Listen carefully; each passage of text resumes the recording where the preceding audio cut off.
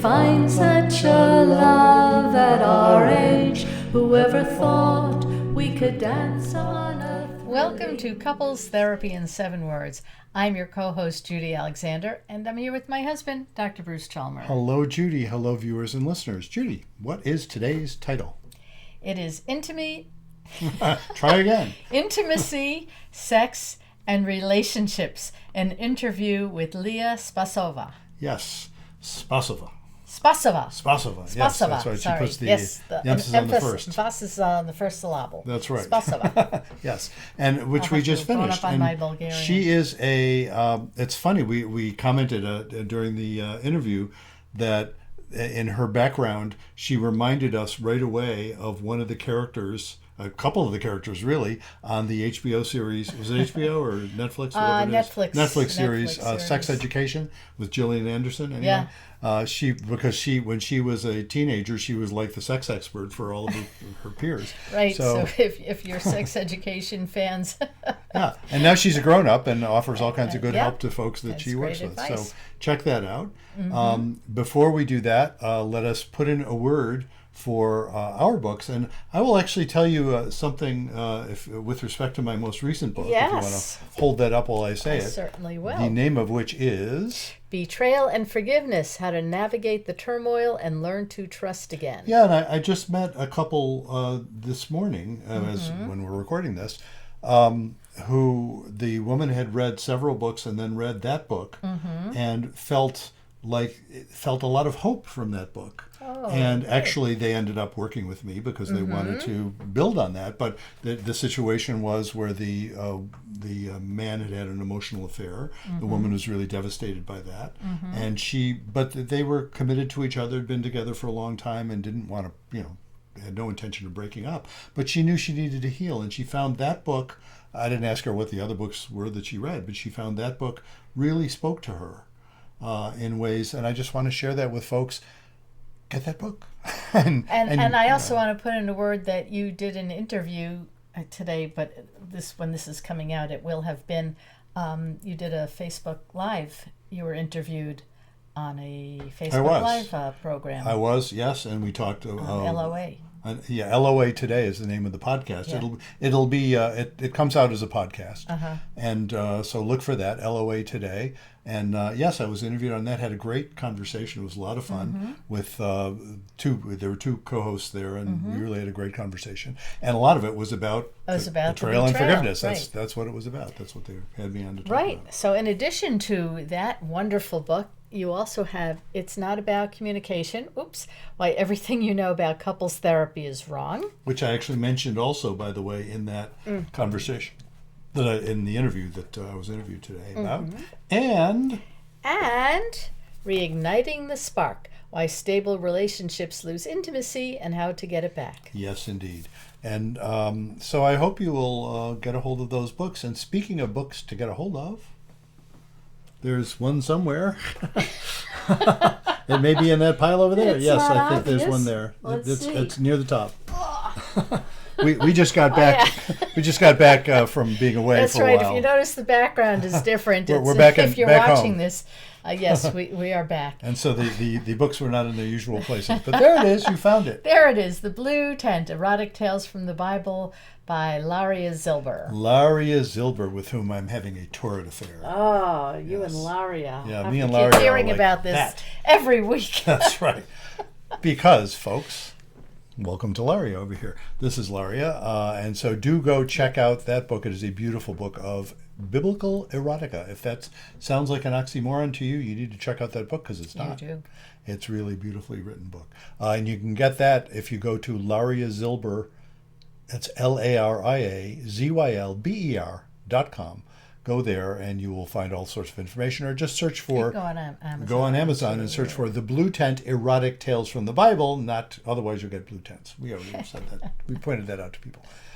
You might want a blue tent in which you can read your book, The Blue Tent. That would be really nice. Anyway. Yes, so on your next camping trip, take along The Blue Tent: Erotic Tales from the Bible to read in your blue tent. That's it, exactly.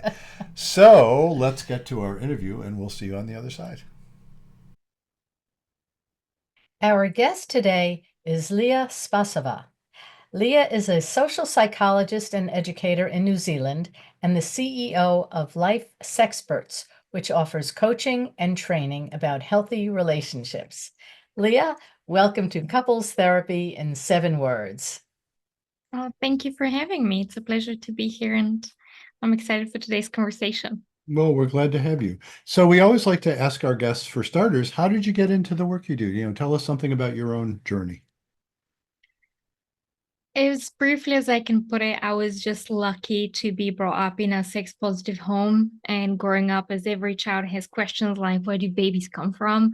I just received an answer that was a matter of fact, no guilt, no shame attached to it. So to me, for instance, the topic of sex was completely normal to talk about and not something to be shying away from. And then, It puts you in about like 1/10 of 1% of all families, I think, right? yeah, I Yeah. realized how rare this is and how lucky I was as Were well. your parents in the field or just they were just matter of fact about it? Nope, not at all. My dad has been serial entrepreneur his whole life. And my mom has just done all sorts of like jobs in various fields, but it's yeah, and none of them was even like university educated or whatever.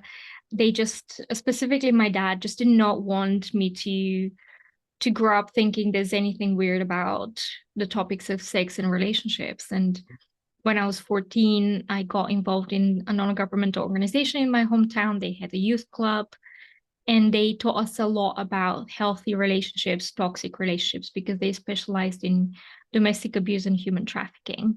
Wow. So yeah, so I like they used to take us on like 5-day trainings across the country to speak for like 5 to 8 hours a day about how domestic abuse works, how power works in relationships, what's toxic, how to protect ourselves, how to have like safe words with family or whole sentences with families if we're in trouble and we needed to communicate that something's off and sound alarm without, doing it in a obvious way, Mhm. So that was the beginning of my more of a relationship education there from age 14. And I ended up being the sexpert for all of my acquaintances and friends and their friends. Uh, Yes, do you know the TV show Sex Education? Did you see that? I've That seen was it, you, yeah. right? It was me, yeah, back in the early 2000s for sure. Yeah, it was very I wouldn't say similar at all to my experience because again, I did not have parents that were passing on that education. I just, yeah. Yeah. Well, and also parents who were so incredibly intrusive as as the one played by Gillian Anderson was. Yeah, there's a lot of issues that I have with this show, but that's a whole other Oh, good challenge. heavens. It's not exactly a model on how to do it. It's Nope. just funny in a lot of No, it's ways, but funny. yeah. But the fact, Yeah. a teen expert, so that sounds like what you were, the go-to person, at least for your friends to Yes. ask questions of. Yeah, even adults would come to me because they didn't have anyone else. And that was, Wow. Wow. okay. Yeah. So you ended Yeah. up kind of pursuing that career? I did. I wanted to be a psychologist from age 14, and I went and studied psychology and counseling, even though throughout the years, all of those friends and acquaintances kept telling me, like, you have to become a sexologist. And I was like, I'll be a psychologist. Mhm. And after a few years in the mental health field, I just got really disillusioned because I was in the UK. And I was like, I really need to be out of here because it was very toxic in terms of work environment, in terms of expectations from the employers, etc., and massively underpaid as well. So it's like I need to save myself and I need to do what I'm good at. Um, and that's how I started my private practice because I kept receiving phone calls and messages from people from like a decade or plus ago Mm. that were like, hey, I have issues with my girlfriend, my boyfriend. Can you help Mm. me out? And I'm Mhm. like, okay, I see there is a trend here. People still reach out to me because they feel Mhm. safe with me. They know that I know my stuff, and Mm-hmm. that's how I ended up in that field. And how'd you end up in New Zealand? Um, so I've always been a nature person. I'm originally from Bulgaria, and we have a lot of nature. Nature's always on your doorstep. Wow. And when I was a teenager, like I moved to the UK, did my education, further education there. And I always missed nature and waterfalls and mountains, etc. So I was very much like working towards that move here for a number of years before I came here. And we'll see whether they would want to keep me, because they may be like, no, get out of here. Yeah. Wow. So tell us Yeah. about LifeSexperts. Well, LifeSexperts is my private practice, Mhm. which I started over 8 years ago. Which is not much to talk about. I just provide one-to-one services to you know, individuals and couples who want to work on what's happening in their life and in their relationships. Um, I I'm really good at relationship dynamics, for instance. That's one of the things that if you find yourself in a repetitive pattern, and you don't know, why am I trapped? Why is this happening? Why am I behaving like that? Kind of thing. I'm really good at that side of things. And obviously, like, sexuality follows around it. If you're disconnected from your partner because you end up in the same arguments or the same challenges, you're not going to have intimate relations either.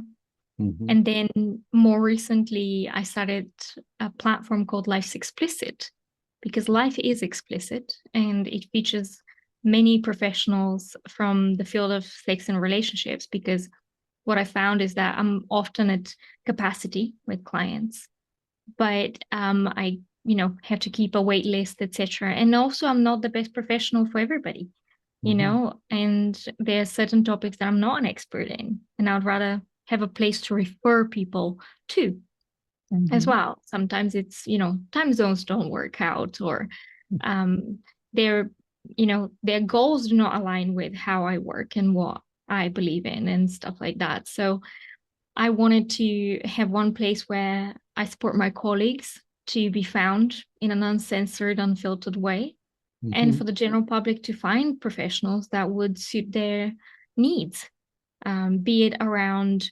LGBT issues, or uh, like pregnancy and postpartum relationships with your partners, or aging and sexuality, or long-term health conditions and sexuality and relationships. Like, all of these things are areas of expertise that, even if you have been working in the field for 10, 20, 50 years, you may not be an expert in. Mm-hmm. So that's why I created Life's Explicit, and I'm featured on it, and I try to support people to find the right professional for Mm-hmm. themselves.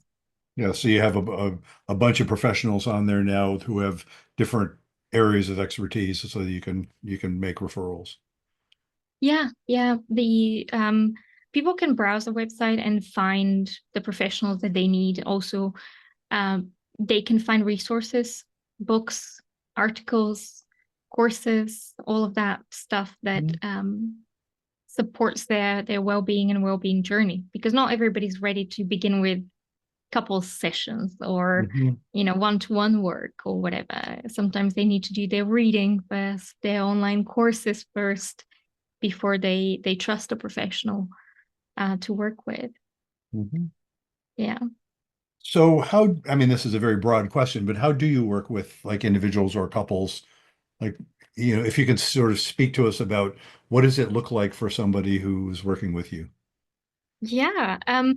Well, I work in three layers, so to speak, where we we need to think of it holistically as to what does a person need to be able to make changes in their life. And the way I see it, and I know that there are other professionals that tap into further and broader or deeper aspects of the work. For instance, spirituality. I don't work with spirituality, but the three layers that I work with are the cognitive, the know better so you can do better. Mm-hmm. Sometimes people just can't do better because they don't know any better. Most Mm-hmm. people have never had sex ed in Mm-hmm. school or at home. They have never had relationship education at school or at home. So that's the first layer, like what do you need to know so that you can do better? Then the second level that I work on with individuals and couples is the behavioral. Okay, so how can you do differently? Like, what is the process or system or structure that you can employ? What are the skills that you need? Say, for instance, around communication. How do you maybe understand each other as a couple? But then how do you communicate better? And then there is the third level, further deeper down into a person, which is the emotional side of things. What in your emotional map and being may be preventing you from making those changes? Why may you be finding yourself stuck or frozen or rebellious against something that you know in good faith that this is the right thing for you? And I keep giving that example about if you are working with someone who is a smoker, which, that's not from the relationship field, but it's a good example. Mhm. You need to know whether they're like a habitual smoker, which is all behavior, or Mhm. an emotional smoker, which is quite, emotional reasons involved. The Mhm. habitual smoker can benefit from understanding how this is harming them. So the knowledge level, the top level, and then the behavioral, maybe give them some patches, nicotine patches or chewing gums or whatever else, Mhm. and they'll stop it. But if they are an emotional smoker, they smoke because they need that emotional break from a toxic job and colleagues Wow. and Yeah. boss, Mhm. or they're very shy and that's the only way that they can connect with strangers outside of the pub freezing and be like, oh, so cold, hi, my name is Jimmy or whatever, you know so there is a confidence need there that needs to be built emotionally, what's happening Mhm. for you. And if you just try to do behavioral application of therapy to an emotional smoker, you'll never get them to stop. They'll continue going back until it's emotionally resolved Mhm. so that they maybe build the confidence in themselves to find another job where they're treated better, to set boundaries in that new job so they don't become the doormat again, or with social skills and confidence again to approach strangers, to have conversations on the train, on the bus, whatever it Mhm. is. So these are the three levels that I work with individuals and couples. Like that's the way I would describe it. Mhm. So, in terms of more specifically the sexual stuff, and I know one Mhm. of the things you have in your website is a booklet that sort of gives people some very general ideas about improving their sexual intimacy. What do how do you work with that, and what are some of the issues that you work with? Around sex and sexuality, oftentimes people struggle because they don't know any better. So there's a massive educational piece, Hmm. and also emotional because a lot of people have been brought up with shame and guilt around sex Hmm. and intimacy, Yeah. and that can lead to serious problems. For instance, for men, it may lead to erectile dysfunction. For women, it may lead to vaginismus, Hmm. where you just shut down. The emotional parts of you are trying to protect you from feelings of guilt and shame, etc. So they're like Hmm. saying, no, just don't do it then, Yeah. you know? So it's a matter of finding out what is happening for this person before we can begin a tailored approach for them. Hmm. Is it shame? Is it guilt? Is it that they don't embrace themselves as a sexual being? Is it that they don't know what they need in terms of um, things that would arouse them, things that would bring them pleasure and satisfaction? So it has to be a very much tailored approach to the individual Hmm. as to what do they need to get to that pleasure point with their partner, with themselves, to to be able to embrace themselves as well. Oh. I mean, how do you help a couple or an individual where let's say it is particularly sort of shame-based? It's like, well, because I work with, I'm between the two of us, I'm the couples therapist. Judy's a retired educator. We like to say that, I'm the therapist and she's the real person. But I work with lots of couples over the years, and many, many times when it comes to sexual issues, part of their problem is that they just can't talk about it. They're not able to say even something as simple as saying, gee, I don't like what you're doing, or I do like what you're doing, or do more of that or do less of that. They're not able to say that to each other. And I'm curious, how do you approach that with a couple when, when you bump into that, which I imagine you do bump into fairly frequently. I do. And it oftentimes, I wouldn't work with shame in a couple dynamic where they're in the same room at the same Ah, time. hmm Because it, to me, at least in the beginning, it's a personal journey to understand what led you to be there with that shame. Was it that when you were a child, you got caught and then you got shamed? And hmm processing that, is it that when you're a teenager, you try to have intimacy and sex with someone and it failed, and ever since you've been struggling? Whatever it is, it's about first finding out what's happening for you, what has led you to where you are, and doing a lot of like emotional work. So first hmm is like understanding where this is coming from, but then it's the emotional work. And I often use for the deeper work, I use parts work. And IFS, that kind of stuff. yes, Internal family yes, systems For, for for, for the those of us that have no idea what you're talking about, yes. not in the field. Yes. Yeah, it's internal. It's come up in some of our conversations before. Yeah, internal family systems where, I just briefly, do you want to explain like some of that? Like how do you do parts work with folks? um, I think every professional has their own mishmash of techniques, Of and course. I use the somatic. So oftentimes it would start with bring the person to connect to themselves, to their breath, to their body. So a little bit of a meditation, hmm which is, it takes about 2 or 3 minutes to get them into that space. And then I ask them what is, so we decide on what we're working on. It may be shame, it may be something else. And then I ask them to think about moments in time when they felt that experience where it was very traumatic for them to go through something. And I ask them as they start those, run through those memories, what is happening in their body. So that's where we connect with the somatic experience. And for hmm some people, it may be like pain in their chest or at the back of their head or weight somewhere or around them. And we work with what's happening physically, we identify it. And we kind of, it sounds really trippy. And I warn my clients that it is very trippy. hmm Uh, and I tell them like, look, this will be like the trippiest experience that you would have without having done any drugs or anything hmm here. Um, and I ask them to kind of like interact with what they're feeling. So literally like put your hand where you can feel it, greet it, tell me how hmm you feel towards it, and then we may begin a conversation with what's Yeah. happening inside of them. I had some Um, training with Dick Schwartz number of years ago where we practiced a lot of that very stuff. And it was fascinating because you can invite that part to say how old it is. And one of my favorite questions is to ask the part how old that part thinks I am, yes, because it's yeah, often surprising.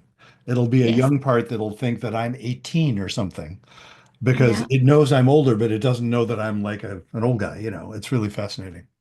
Exactly, exactly. And then obviously there are different ways of working with that, but sometimes on that particular question, I help the client to communicate and continue being in touch with that part and actually say to that part, I'm actually that years old, and now let me run you through some memories of me graduating high school, Mhm. graduating university, getting married, blah blah blah, those milestones in life, so that they can kind of get to believe you, because sometimes parts are like in an absolute shock that, what? Like, no, you're not 60. No, you're not whatever.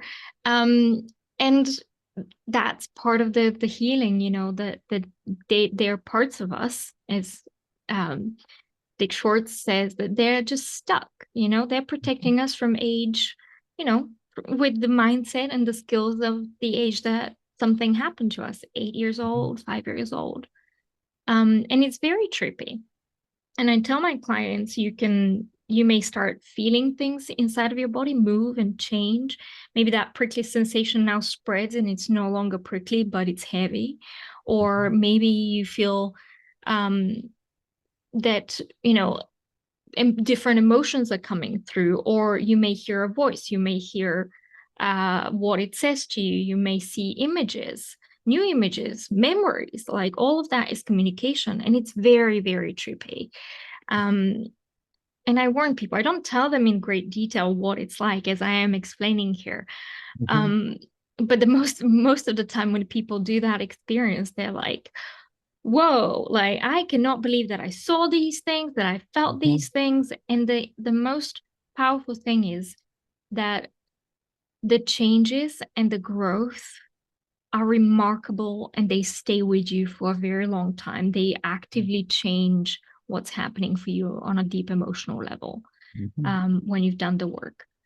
And yeah, that's probably the most exciting way that I would work on a deeper emotional level with people.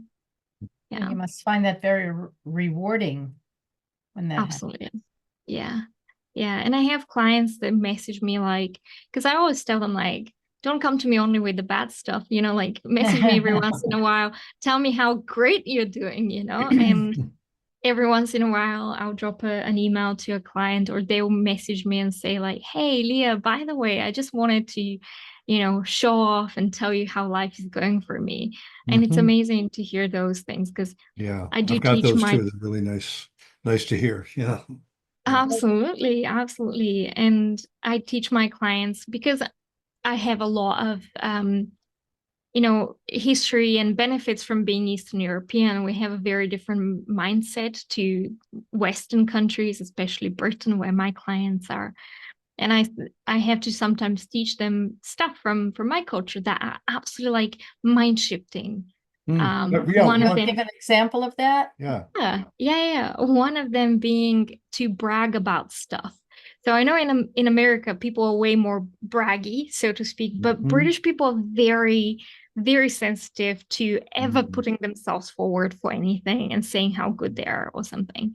But in Bulgaria, we have this expression that we'll use when we're on the phone with someone or meeting them, etc. And after a while, you can bitch about the world and be like, oh, this is terrible and this is terrible, etc. And then we'll get to a point where we're like, brag about something in the sense of Mhm. that's the literal translation, brag Huh. about something. But Uh-huh. the meaning is like, tell me something good that's happening for you or Mhm. that you want to share that's amazing, etc.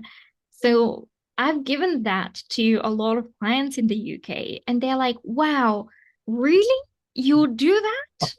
And I'm like, yeah, And it's I a don't have to common. be self-deprecating all the time. Yeah, you mean that I don't have to demean myself at every single point and Mhm. opportunity? Yeah. Like, absolutely. You can uplift yourself. You can share what's good for you and in your life because otherwise you're just stuck in this low, low emotion, negative things happening all the time. Like it feels like in the UK, moaning is a national sport. You know what I thought of as you're describing that, and I'm sure this is a stereotype from an American about the UK, but I was thinking, in America, if you bump into somebody accidentally, you say "excuse me." In England, you say "sorry."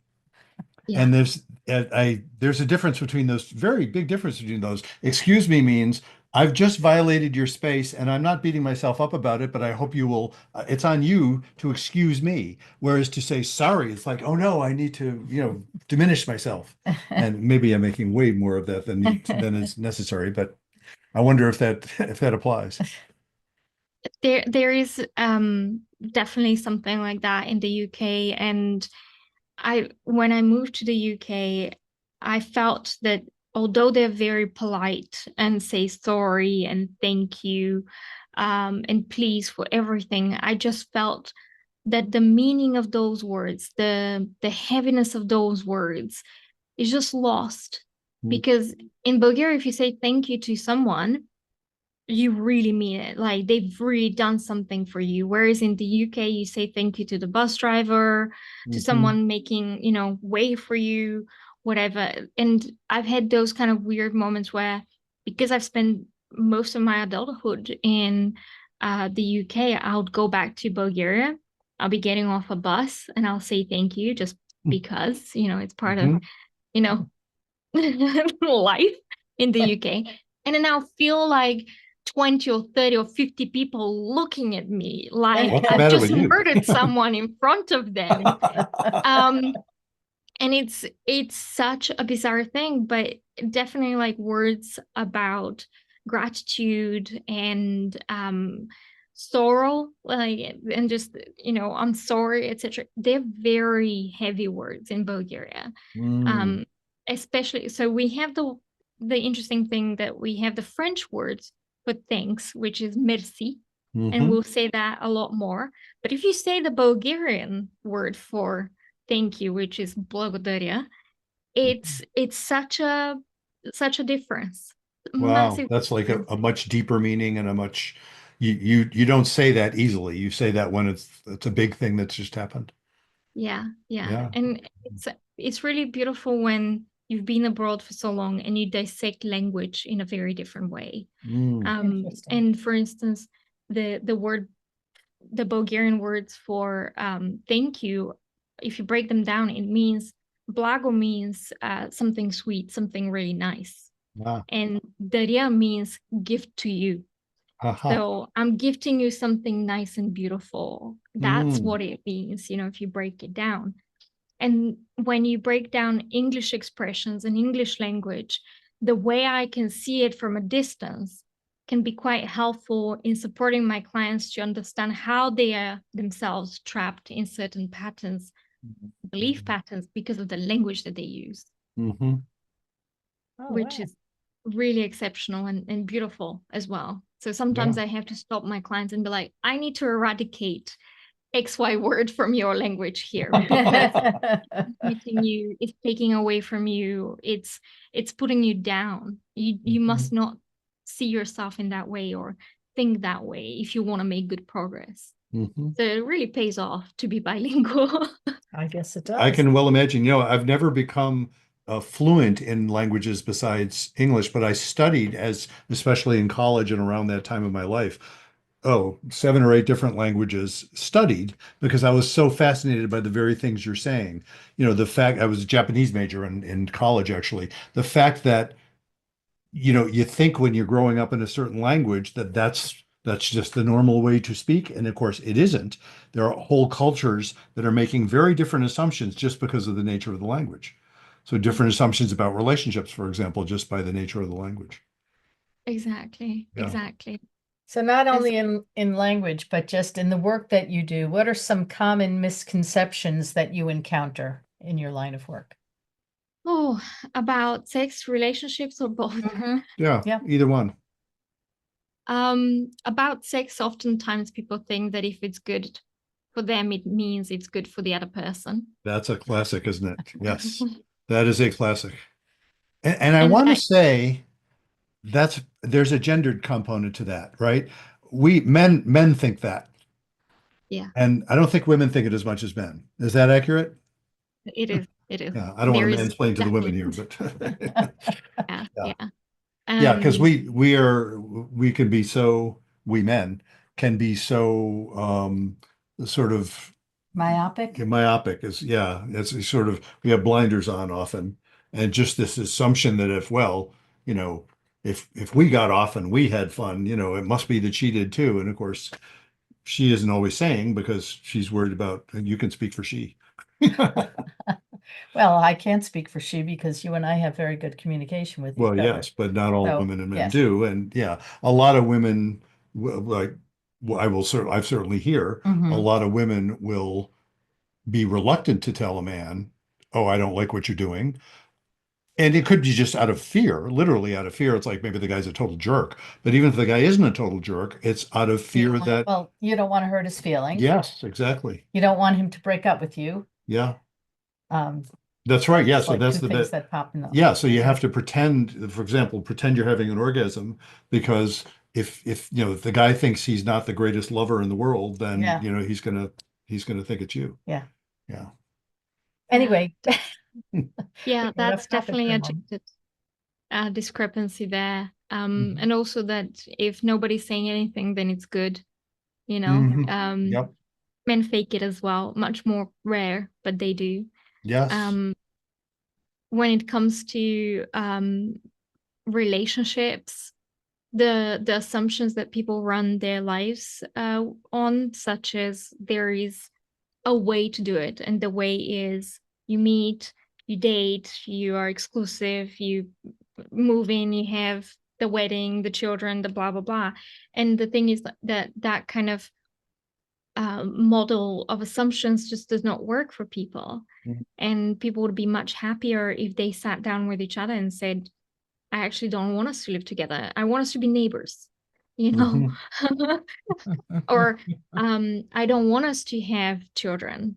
I want us to have 7 dogs. Or, you know, I know like, couples with both of those phenomena where they're neighbors, they don't live together and they seem to do okay, or they have dogs and don't have children. That's very common. Yeah. yeah, yeah. And it, again, that missed opportunity for communication because you made assumptions about what this person wants or what would work for them. Hmm. And the beginning of compromises that shouldn't even be happening, where you start compromising on what you want and what would be good for you because you're walking down that, you know, established path or whatever it is for the benefit of them. And in the same time, they may not be communicating the same thing, you know, and then you Yeah. just do stuff because you think that's what you should be doing without Mhm. having checked in with each other, like, do we, is this for me, for you, Hmm. etc. These are like the biggest things that a lot of people struggle with, to sit down and tell the other person what they want from very early on. And Hmm. I tell people the best time to come out with everything that you are is in the first 3 dates. If they Hmm. run, good. They were not Yeah. the right person. Yes, Mhm. No, exactly. Yeah. and they should do the same. Otherwise, you just pretend and then you lie, and then you're in a 3-year relationship, and now it feels like too long before you can Hmm. say, "Hey, I don't want children. I want us to be neighbors." Yeah, Hmm. yeah. You know, Yeah.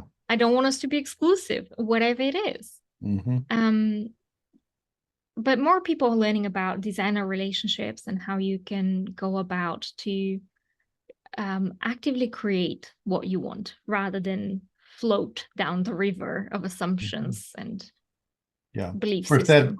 that implies people would have confidence that they know what they want before they experience it, and then they learn that they want. And, I'm enough of an old fogey, and I qualify.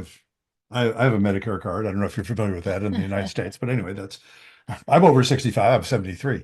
Um, and so I suppose I'm enough of an old fogey to say, yeah, there's a reason why some of those traditions evolved. Not to say that they shouldn't be questioned, but to design a relationship and thinking you're going to do better than evolution has done often doesn't work out well. I'm not saying it never works, because it does sometimes, but sometimes you bump into people who are assuming that they don't want certain things to be the case, and they discover, oh, there's a reason why those things are the case. And that can be very tricky. It is, Yeah. and that's why when people ask me, people often ask me, do you only work with couples or individuals? And I say with both. And then they say, why would individuals be coming to a relationship expert?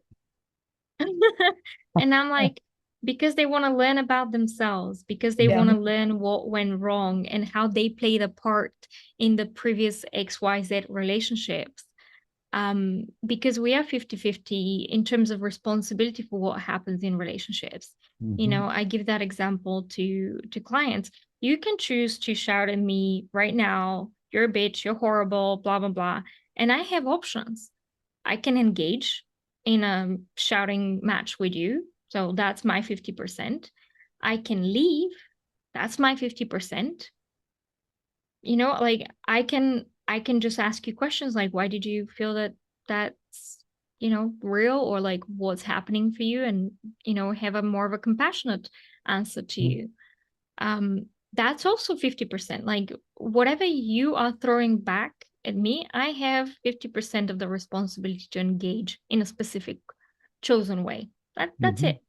And 100% of that choice is because of me. It's not because of you. If I stay in and you just throw abuse at me, is it that I believe that I deserve it? Is that why I'm staying?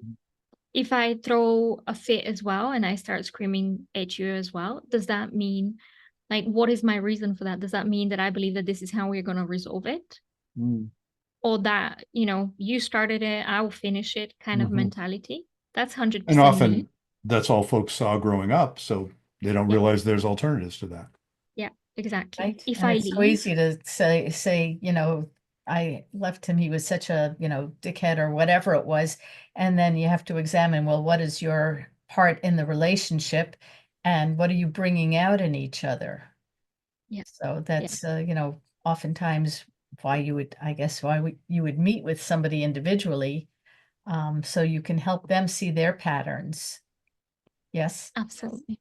Absolutely. And that's why I say to people, if you want to have designer relationships, you really need to know yourself. You really need to actually not just design a relationship, but any kind of relationship. You should know yourself. Yeah. There are whole forums on Facebook and other places of people in groups sharing how they regret having children.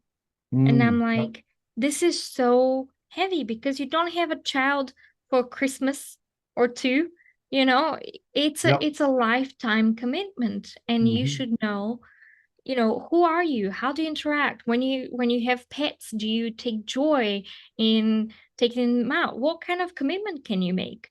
Mm-hmm. Like if you're a dog person, you can definitely do a lot more of the walks, the washing the dog after it has rolled into poo on that walk, etc. Like it's a lot more of work than it is to have a cat, than Mm-hmm. it is to have a fish. Mm-hmm. you know so like learning about yourself as to what is your commitment, how do you deal with responsibility, are you feeling safe with the partner that you've chosen to be with right now, that they will show up as a Right. as a good parent? Yeah. Do you have good communication so that you can trust that tomorrow when you do have that child and that child is maybe slamming doors or something, you're not fighting between each other, but you're being a team?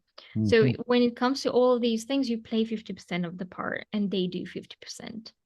And that's the thing. You need to be clear about yourself and be not forcing your partner, but ideally have a partner with a growth mindset Yes. that would be like, oh yeah, why did I react like this when the toddler was kicking the shoes in the corridor and we were getting late for the GP appointment, you know? Mm-hmm. To kind of self-examine and be part of that creation of the dynamic that you find healthy and safe for you, for the child, for them, for the whole family.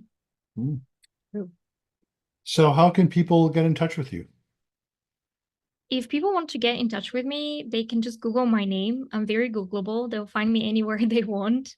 Um, and I do have a gift to people that are interested in enriching their intimate life, which is the 3 secrets to an intimate and pleasure-filled life. It's on my Mm-hmm. website. Um, and if people are like, yeah, okay, I realize I need help, but definitely not from Leah, then I do recommend that they check out Life's Explicit, because they are going to be able to find um, resources at least, and people that would be more suited to their needs. Great. Well, great. Well, thank you so much for Thank doing you. this. Well, thank you so much for having me, Judy and Bruce. It's been a pleasure. Great to talk to you. I'm attempting to find this recording button. There it is. Welcome back. We hope you enjoyed that interview with Leah. Indeed. And so, Judy, tell people how they should get in touch with us if they want to suggest themselves as a guest or topics or things like that. Yeah. So you might be a good guest for our show, or you might have a topic that you would like us to talk about on our show, in which case you can go to our website, ctin7.com. CT as in couples therapy, in 7, the number 7.com. ctin7.com. And when you go there, you can send us all sorts of messages and let us know what you think, and let us know what you think we ought to be doing. And that would be great. And also, tell everybody you know about our podcast, because that's how more people are finding out about it. Exactly. Like us, follow us, share us, all those good things that people do with social media. And so until next time, remember, be kind, don't panic, and have faith.